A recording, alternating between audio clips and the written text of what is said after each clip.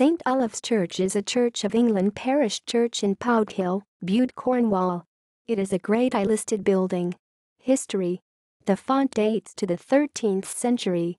The south aisle dates to the 14th and 15th centuries. The porch and west tower are dated to the 15th century. The studded door is dated to the 16th century.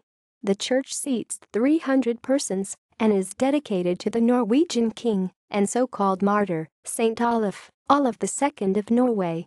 At the restoration in 1928, the foundations of the original Norman church were uncovered, but nothing of this remains above ground. The pillars on the north side and south arch of the nave are of keen stone, 14th century. Those of the south side are granite, 15th century. The piscina and aumbrey in the south chancel are 13th century.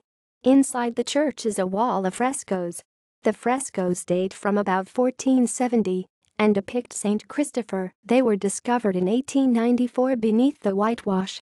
Such paintings were once common in churches. The Poughill accounts record the washing out of the figures in 1550 at the time of the Reformation in the reign of King Edward VI.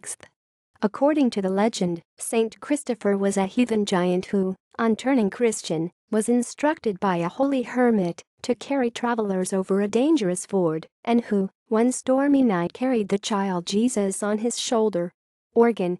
A specification of the organ can be found on the National Pipe Organ Register. Vicars. The Ven. Percy Ashford was vicar of Poughill before he became chaplain general of prisons. References.